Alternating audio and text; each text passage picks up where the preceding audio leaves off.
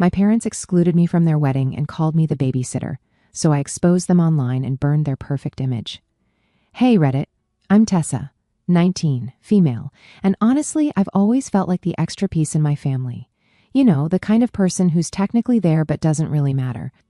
My parents, who I'll just call mom and dad, are obsessed with looking like the perfect family.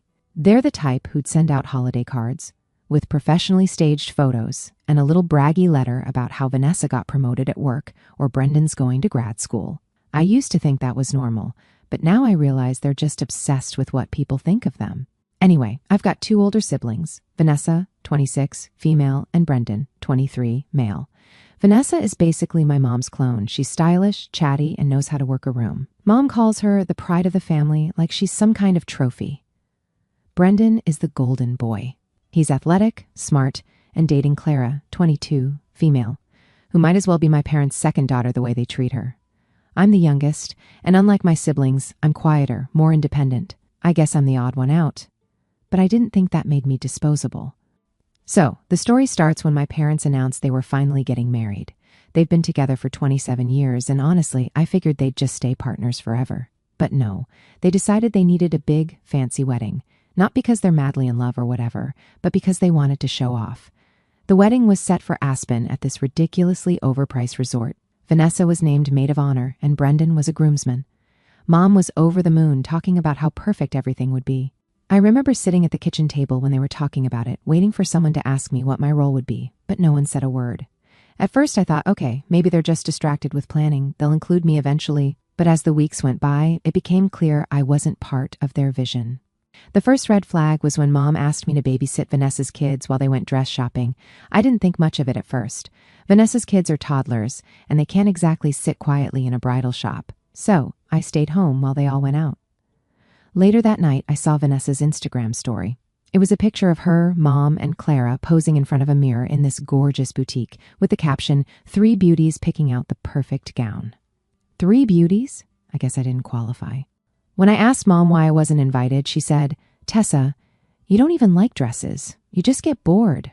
Like, okay, I don't love dresses, but I still would have liked to be included. The worst part was how casual they were about ignoring me. One night at dinner, they were talking about the playlist for the wedding. I tried to suggest a song, and Mom cut me off with, Tessa, this isn't really your thing. Let the adults handle it. Let the adults handle it? I'm 19. It wasn't just about being excluded from the planning.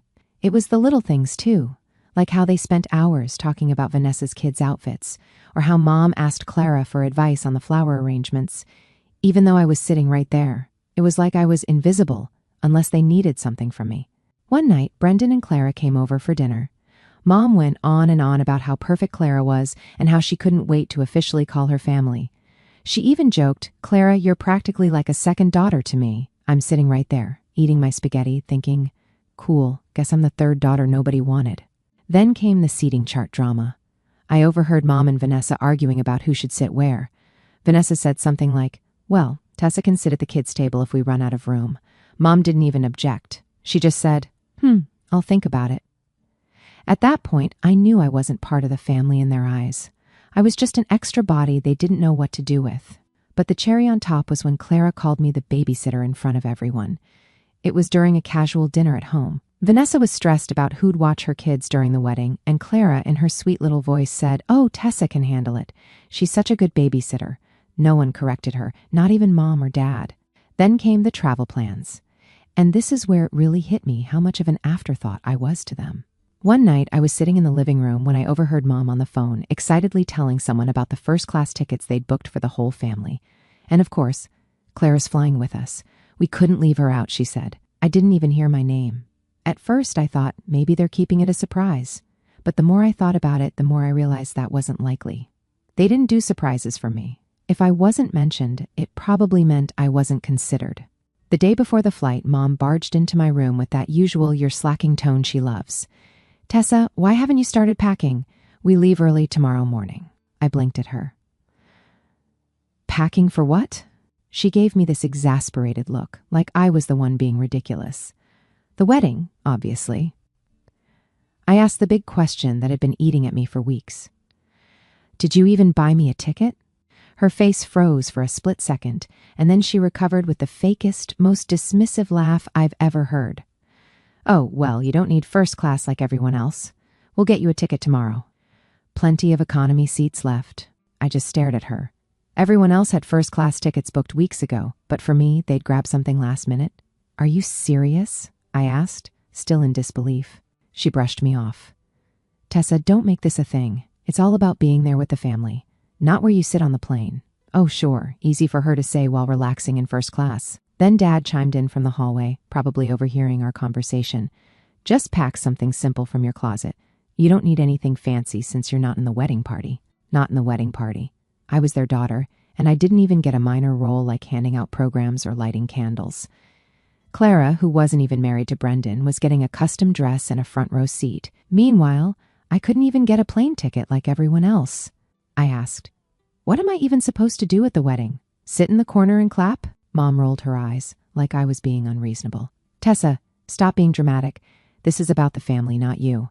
You're going to be there to support everyone and, help out." "Help out?"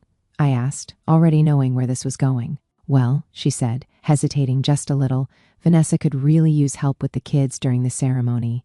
You know how they get restless." And there it was, the real reason they wanted me there. Not because I was family, but because I was useful. I wasn't a guest, I was free childcare. I laughed, but it wasn't because it was funny. "So, you didn't buy me a ticket, you don't care if I have anything to wear, and you want me to come so I can babysit?" Mom gave me that "you're being unreasonable" look she's perfected over the years. "Tessa, you're great with the kids. Who else is going to watch them?" "Maybe their parents," I shot back. She sighed, like I was being the difficult one. "Look, we don't have time for this. You're coming. Pack your things." "No, I'm not," I said, trying to keep my voice steady. She blinked at me, clearly not expecting that. "Don't be ridiculous. You're part of this family." "Am I?" I asked. "Because it doesn't feel like it." That's when Dad chimed in again. "Tessa, this isn't the time for one of your moods. You're coming to the wedding. End of discussion." "Moods?" I said, my voice rising. "I'm not throwing a mood, Dad. I'm tired of being treated like I don't matter. You didn't even think about me enough to book a ticket. And now you're telling me I'm only going because no one else will babysit Vanessa's kids." Mom crossed her arms. "Tessa, we've all worked really hard to make this day special. You're being selfish." "Selfish?" They were calling me selfish? "Fine," I said, grabbing my phone. "You don't need to worry about me. I'm not going." Mom opened her mouth like she was going to argue, but then she just sighed and walked out. "Suit yourself, but don't come crying to us later when you regret it." That was the moment I realized I wasn't just being ignored. I wasn't even seen as part of the family. The next morning, the house was eerily quiet. Normally, I'd hear Mom yelling at Dad to hurry up, or Vanessa running around trying to find one of her kids' shoes. But not this time. I guess they all left super early because by the time I woke up, the house was already empty. They didn't even knock on my door to say goodbye. No text from Mom, no "Are you sure you won't come?" From Dad, not even a "We'll miss you" from Vanessa or Brendan. It was like I'd ceased to exist the moment I said I wasn't going. By the afternoon, I figured I'd distract myself. I was binge watching some random show when my phone buzzed. It was a notification from Instagram. Mom had posted a picture of everyone, all dressed in coordinated outfits, standing in front of the Aspen Resort.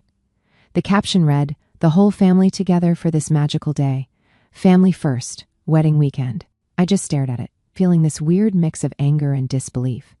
"The whole family? Pretty sure the whole family includes me, Mom. Where was I?" Oh, right, sitting in sweats, eating leftover pizza, and apparently erased from their narrative.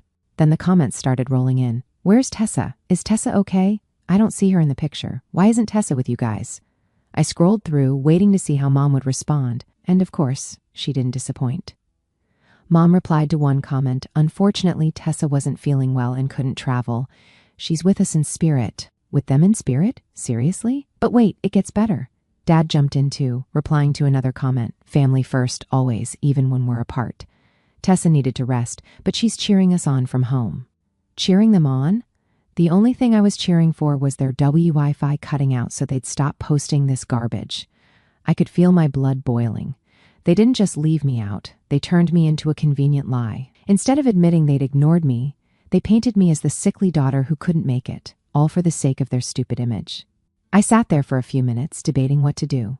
Part of me wanted to let it go. It's not like I was shocked by their behavior at this point. But another part of me wanted people to know the truth. I wasn't sick or resting. I was forgotten. So I grabbed my phone, snapped a selfie, and captioned it, "Not sick, just forgotten. Guess I'm not part of the family first vision." I made sure to tag Mom, Dad, Vanessa, Brendan, and even Clara for good measure. The post went up, and within minutes, my phone started blowing up. First, there were the supportive comments. "Wait, what? They didn't take you? OMG, this is so messed up. Tessa, I'm so sorry. You deserve better than this." But then came the drama. Vanessa commented first. "Seriously, Tessa? You're going to air family stuff on social media? Grow up." I ignored her. If she had a problem with me calling out the truth, that was on her. Then came Brendan, the peacekeeper. "As always, Tessa, I thought you didn't want to come. Why are you doing this?" Doing what? Telling people what actually happened? Yeah, how awful of me. Clara didn't comment, but I saw she'd liked Vanessa's response. Of course she did. But the real chaos started when extended family members and family friends chimed in. People who'd seen Mom's post were now seeing mine, and they were not happy. Aunt Liz, who's never been a fan of Mom's fake perfection, wrote, "So you left your daughter behind and then lied about it? Wow, some family first." A family friend added, "Tessa, I'm so sorry. I can't believe they did this to you." That's when I got the call. "Mom," I let it ring. Then Dad called. I ignored that too. Finally, Vanessa texted me, "Pick up. Mom is losing it. Good. Let her." When I finally checked my messages, there was a voice note from Mom. Her voice was sharp, the way it gets when she's trying to hold it together but is clearly fuming. "Tessa, what do you think you're doing? Do you have any idea how embarrassing this is for us? We didn't leave you out. You chose not to come, and now you're making us look like bad parents. This is petty and childish. Take the post down." I didn't respond. Instead, I took a screenshot of her voice note, blurred out the audio, and posted it on my Instagram story with the caption, "Funny how telling the truth makes people uncomfortable. Guess I hit a nerve." That night, I got a message from my cousin Elise, 21, female. She was at the wedding and had seen the chaos unfolding online. She wrote, "Tessa, this is wild. I'm so sorry they did this to you. Do you want me to help?" I didn't know what she meant by help, so I asked. She replied, "Let's just say I could make things interesting." For the first time that day, I smiled. "Go for it," I replied. And just like that, the seeds of my revenge were planted. So, after my cousin Elise sent that message, I was curious but also a little nervous. She was always the chaotic one in the family, and if she said she could make things interesting, I knew it meant trouble. But honestly, trouble sounded pretty good at that moment. Elise didn't go into too many details, just that she had access to the slideshow for the reception. Now, this wasn't just some random PowerPoint presentation. This was one of those professionally made wedding slideshows that Mom had micromanaged for weeks. She'd gone through years of family photos, carefully picking ones that made us look like a Hallmark card. It was her pride and joy, and she couldn't stop talking about how it would bring everyone to tears. And the best part? Elise had the final say on what actually got played. She texted me the next morning, "I have an idea, but I need you to trust me." Honestly, at that point, I didn't care what she was planning. I just wanted someone to hold my family accountable, and if Elise was willing to take that on, I was all in. "Do it," I wrote back. The reception was held in one of those ridiculously fancy ballrooms with chandeliers that looked like they cost more than my college tuition. Everyone was dressed to the nines, and the mood was, according to Elise, peak smug. Mom was glowing, Dad was soaking up compliments, and Vanessa and Brendan were playing their roles as the picture-perfect siblings. Apparently, Clara was getting a lot of attention too. Elise sent me a selfie from the bathroom with the caption, "Clara's acting like the bride. Your mom is eating it up." When it was time for the slideshow, Elise texted me, "Here we go. Hope you're watching." I wasn't there, obviously, but I could practically feel the tension through my phone. Elise described the setup perfectly. The lights dimmed, everyone got quiet, and the opening slide popped up. Family first, a celebration of love. The slideshow started innocently enough.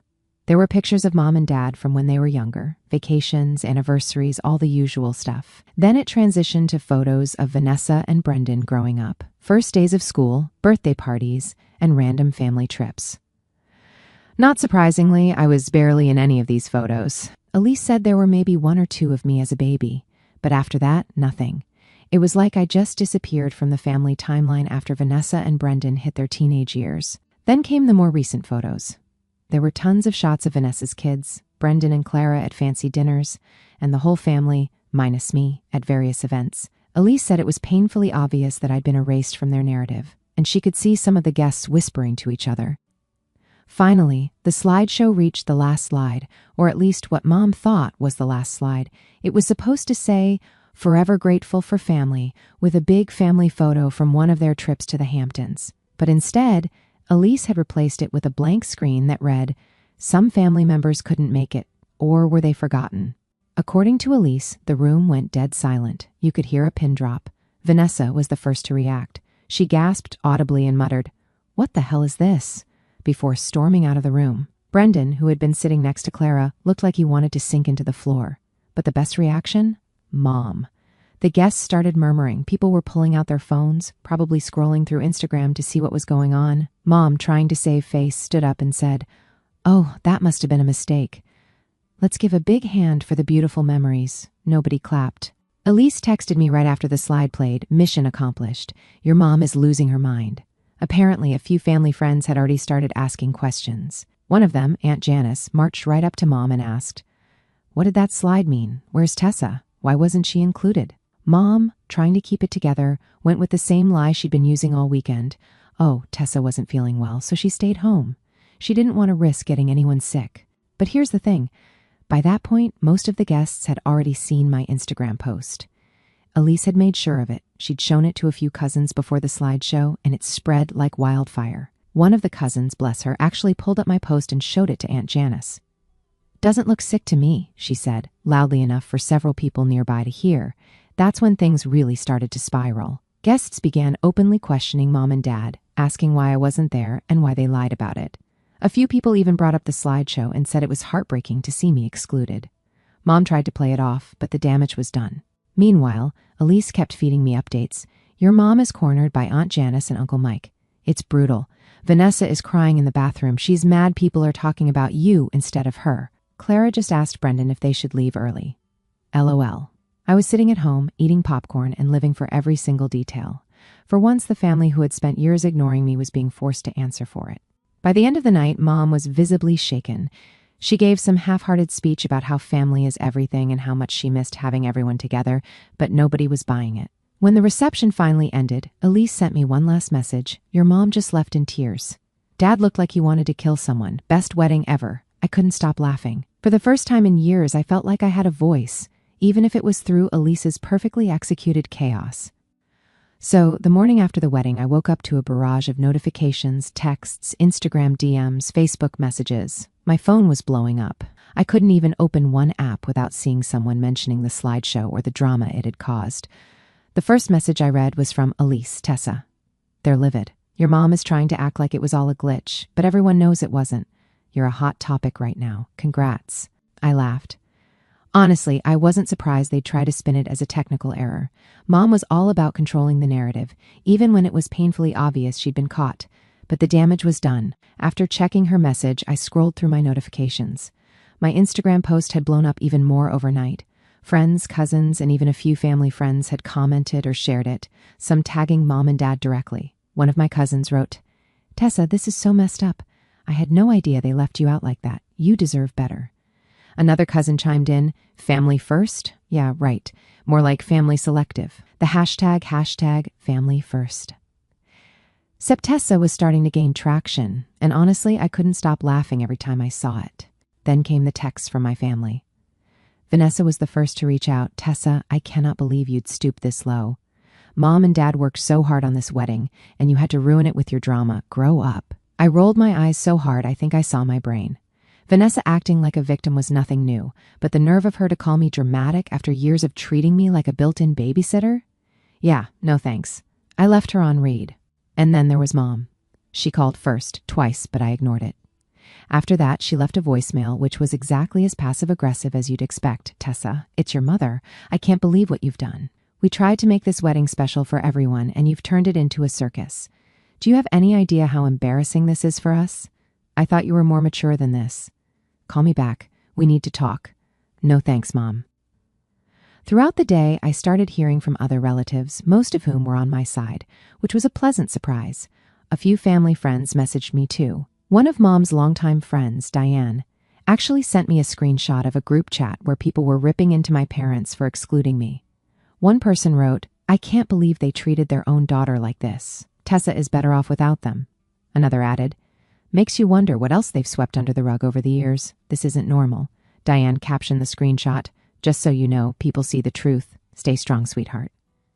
It felt good to know I wasn't crazy or overreacting.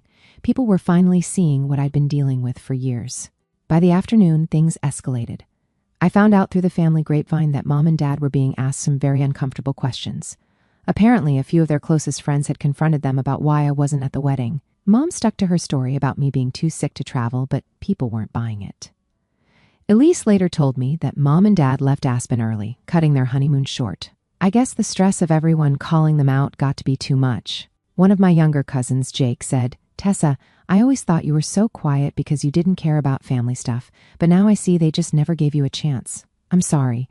Hearing that meant a lot. For years, I thought maybe I was the problem, that I didn't try hard enough to fit in.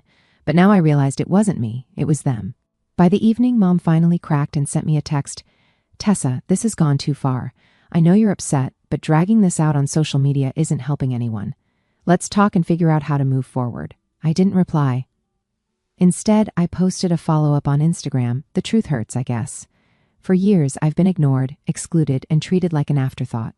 This wedding wasn't an isolated incident. It was the final straw. I deserve better, and I'm done pretending otherwise. To everyone who's reached out, thank you. Your support means the world to me. The response was overwhelming. People I hadn't talked to in years messaged me to say they were proud of me for standing up for myself. Even some of Vanessa's friends commented saying, good for you, Tessa. You deserve better. By the time I went to bed, I felt a weird sense of peace. For the first time, I wasn't just quietly accepting their treatment. I was calling them out, and people were listening. Mom and Dad could try to spin it however they wanted. But the truth was out there now, and honestly, that felt better than any apology they could have given me. I didn't think things could get messier after the wedding fallout, but I underestimated Uncle Ben. Ben is my mom's older brother, and he's never been one to hold back his opinions. He's blunt to a fault and doesn't care about keeping the peace, which is probably why he and Mom don't get along much. He's also been one of the few family members who's always treated me like a real person, not just the quiet one. So when Ben called me 2 days after the wedding, I wasn't surprised. Tessa, I just saw your Instagram post, he said, his voice sharp, and I just got off the phone with your mom. What the hell is going on over there? I gave him the rundown. Ben stayed quiet the whole time, letting me get it all out. When I finished, there was a long pause before he said, that's it, I'm coming over. Uncle Ben, you don't have to. I'm coming over, he repeated, his tone leaving no room for argument. They need to hear this from me. A few hours later, Ben showed up at the house. He didn't knock or anything, just walked right in like he owned the place. I was sitting in the living room, and he marched in, looked at me, and said, pack a bag. What? I asked, confused. You're not staying here another second, he said. Pack what you need. I'll deal with your parents. Before I could respond, Mom and Dad came into the room. Mom looked surprised to see Ben, but Dad just looked annoyed. Ben, Mom said, her voice strained. What are you doing here? What am I doing here? Ben snapped. What the hell are you doing? Leaving your daughter behind and then lying about it. Have you completely lost your minds? Mom's face turned red. Ben, this isn't your business. Oh, it's my business, he cut her off. When my niece is being treated like an afterthought by her own parents, it becomes my business. Dad stepped in, his tone defensive. Look, Ben, you don't know the full story. Tessa didn't want to come. Don't even try that, Ben said, his voice rising. She didn't want to come because you made her feel like she wasn't wanted. You didn't include her in the planning. You didn't even book her a damn ticket. And now you're blaming her? Are you kidding me? Mom tried to cut in again, but Ben wasn't having it. Do you know how embarrassing it is to see my sister, my own family, get called out for neglecting her child? You've spent years pretending to be the perfect family, and now everyone knows it's all a lie. At this point, Mom started crying, not subtle tears, but full-on sobbing. She sank onto the couch, covering her face with her hands. We didn't mean for this to happen, she said between sobs. We just wanted the wedding to be perfect. Ben snorted. Perfect for who? Certainly not for Tessa. You've been so focused on your precious image that you didn't even realize you were pushing her out. Dad, clearly uncomfortable, muttered, This isn't helping, Ben. No, Gerald, Ben said, his tone ice cold. What isn't helping is you pretending this is all fine. You've screwed up, and instead of owning it, you're doubling down. That's pathetic. While they argued, I went upstairs to pack a bag, like Ben had told me to. I didn't know if I was really leaving, but the idea of getting out of that house, even for a little while, was appealing. As I stuffed clothes into a duffel bag, I could hear the shouting downstairs. Mom's voice was high-pitched and shaky, Dad was trying and failing to sound calm, and Ben was cutting through their excuses like a knife. By the time I came back down, the room was dead silent. Mom was still crying, and Dad looked like he'd aged 10 years. Ben, on the other hand, looked completely unfazed. "Ready?" he asked me, nodding toward the door. I hesitated. "Are you sure about this?" He put a hand on my shoulder. "Tessa, you don't have to stay in a place where you're not valued. Let's go." As we walked to his car, Mom ran after us. "Tessa, wait," she called, her voice desperate. "Please don't do this. We'll fix it. We'll make it right. Just take down your posts and stories, and we'll talk through this." I turned to her, trying to keep my voice steady. "You're only sorry because people found out. If no one had called you out, you wouldn't care." "That's not true," she insisted, tears streaming down her face. "We love you, Tessa. We've been under a lot of pressure." I shook my head. "That's not an excuse." She reached for my arm, but Ben stepped between us. "Back off, Marcia," he said firmly. "You've done enough." The ride to Ben's house was quiet at first. I think he could tell I needed time to process everything. Finally, he said, "You know, Tessa, you don't have to go back there if you don't want to." "I don't know," I admitted. "It's not like I have a plan or anything." He nodded. "That's okay. You've got time to figure it out, and whatever you decide, I'm here for you." Hearing that meant more than I could put into words. For the first time in days, maybe weeks, I felt like someone was truly in my corner. Over the next few days, I started to feel like myself again. Ben and Anna didn't push me to talk about what happened, but they made it clear I wasn't alone. By the end of the week, I knew one thing for sure: I wasn't going back to that house, not unless something drastically changed. Staying at Uncle Ben and Aunt Anna's house was like finally coming up for air after years of treading water. For the first time in what felt like forever, I wasn't constantly on edge or waiting for someone to guilt-trip me. They didn't treat me like a burden or an afterthought. They just let me exist without all the drama. Meanwhile, back at my parents' house, things were falling apart. Elise kept me updated on all the fallout from the wedding, and honestly, it sounded like chaos. Apparently, Mom tried to hold a family meeting to address the situation and get everyone back on the same page. Elise told me Vanessa was furious because the whole wedding was overshadowed by the slideshow drama. Brendan was uncomfortable, as usual, and kept trying to smooth things over. But even Clara was over it. "She's mad that people are saying you should have been there," Elise texted me, like she thinks they're taking attention away from her moment. Of course, Vanessa made it all about her. Classic. Mom and Dad didn't waste any time trying to reel me back in. They left a series of voicemails, each one sounding more desperate than the last. "Tessa, we just want to talk. Please call us back. We need to fix this as a family. You're being unfair. This isn't like you, Tessa. Please, let's sit down and work this out." I ignored them all. Then Mom started texting, "We love you, Tessa. We just didn't realize how left out you felt. Can we talk?" Followed by, "We're planning something special for you. A late celebration, just for you." A celebration? Really? They couldn't even include me in their actual wedding, but thought a consolation prize would fix things? But the best part? They started telling people they were planning to give me a car for my birthday as a way to make amends. I only found out because Elise overheard them on the phone with Aunt Janice. A car wasn't going to magically erase everything they'd done, and the fact that they thought it would just proved how out of touch they were. A few weeks later, with Ben's precious help, I moved out of Uncle Ben's house into my own place. It was the best feeling ever. For the first time, I had a space that was mine. Of course, my parents weren't thrilled. Mom called me the day I moved in, begging me to come back home. "Tessa, you don't have to do this," she said. "We're your family. You belong here." "Do I?" I asked. "Because it hasn't felt like it for a long time." She didn't have an answer for that. So, here I am now, in my cozy little apartment, figuring out life on my own terms. I'm still working at the bookstore and saving up for school. I've started therapy, which Uncle Ben insisted on paying for, and it's been helping me unpack a lot of the baggage from my childhood. As for my parents, we're not exactly on speaking terms. Mom still tries to text me occasionally, but I keep it short. Dad hasn't reached out much, which isn't surprising. I think he's embarrassed, and honestly, he should be. It's crazy how much has changed in just a few months. For so long, I felt trapped, like I'd never escape their shadow. But now I finally feel free. And the best part? They can't spin this to make themselves look good. The truth is out there, and everyone knows what really happened. Anyway, thanks for sticking with me through this whole mess. I'm not sure what the future holds, but for the first time, I'm actually excited to find out.